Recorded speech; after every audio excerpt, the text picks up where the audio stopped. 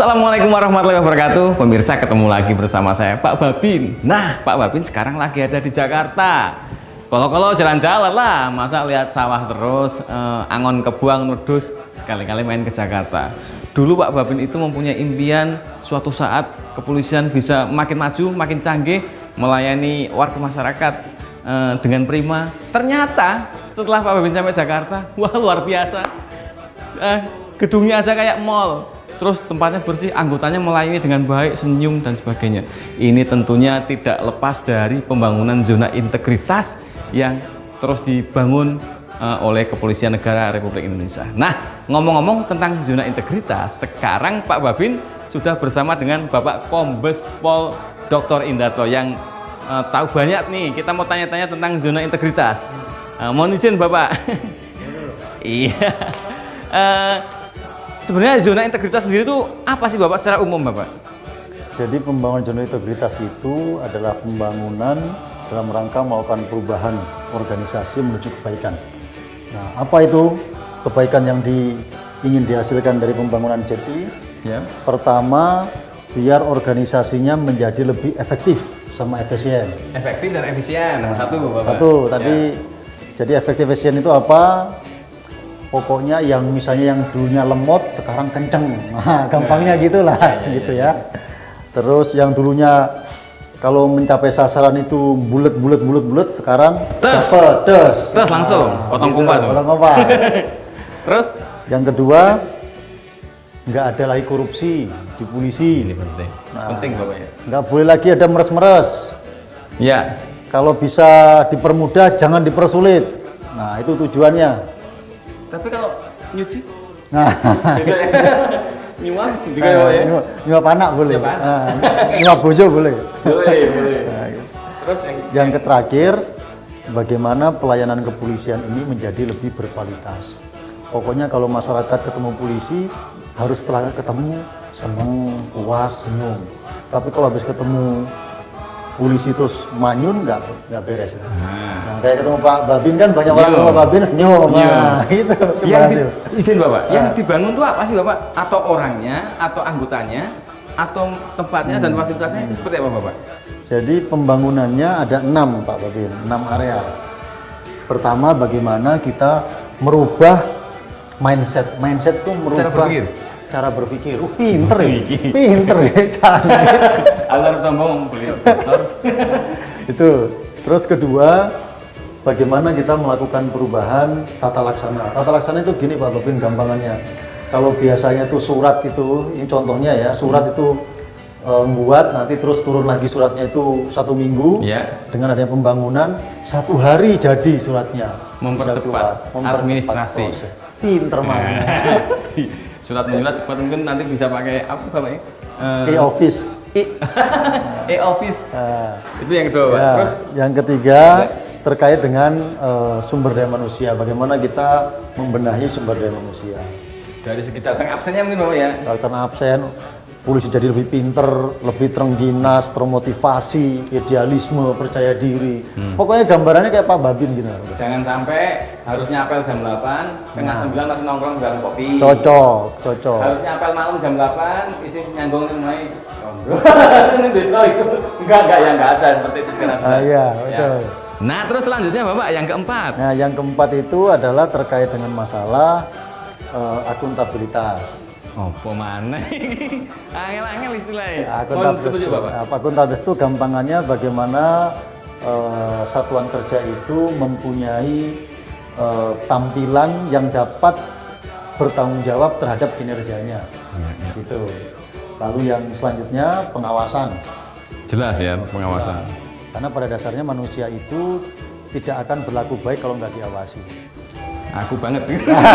Bojo kurang ngecek HP ya kan. Nah. Ya.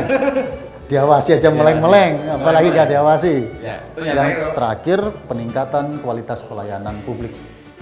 Itu sangat Pak Babin rasakan ya, tadi mulai dari masuk sudah ada ini Bapak duta pelayanan, tempatnya juga sudah sangat bersih. Pokoknya sudah banyak perubahan dan saya sebagai anggota kepolisian yang dari kampung ikut bangga dengan adanya ternyata ning Mabes Polri wis orang sini-sini lah pokoknya lah. Tapi Pak Babin, saya potong sebentar. Yang dirasakan Pak Babin waktu masuk Tipikor ini sekarang sudah dibangun semuanya bukannya Tipikor. Siap. Seluruh Satker Polri ada 1416 semuanya membangun. Harapannya bukan hanya orang yang datang ke Tipikor merasa senang, tapi datang ke Polres-Polres manapun juga, satuan polisi, dia juga senang. Itu harapannya kita. Luar biasa. Tepuk tangan dong, tepuk tangan. Bantu dong tepuk tangan. Nah, terus mohon izin Bapak, mengapa sih harus diadakan pembangunan zona integritas khususnya di Tipikor ini? Terus kira-kira nanti dampak yang akan dirasakan oleh warga masyarakat itu apa sih? Ya, salah satu masalah yang krusial di negara ini itu adalah korupsi. Ya, nah, berarti bagaimana cara kita menanggulangi korupsi? Untuk dapat menanggulangi korupsi, maka yang menanggulanginya harus hebat. Ibarat wong Jawa apa Bapak? Nyapu itu harus gunakan sapu yang bersih. Nah, ini bener Ki. Ya. Nah, salah satunya adalah Direktorat Tipikor Bareskrim Polri. Kita 2017 sudah berhasil mendapatkan predikat WBK. 2017? Iya. 4 tahun yang lalu Bapak? Iya. Nah, sekarang kita mau melangkah lebih lanjut, yaitu menuju wilayah birokrasi bersih melayani. Wilayah birokrasi bersih melayani itu di samping dia anti korupsi, satu lagi pelayanannya prima.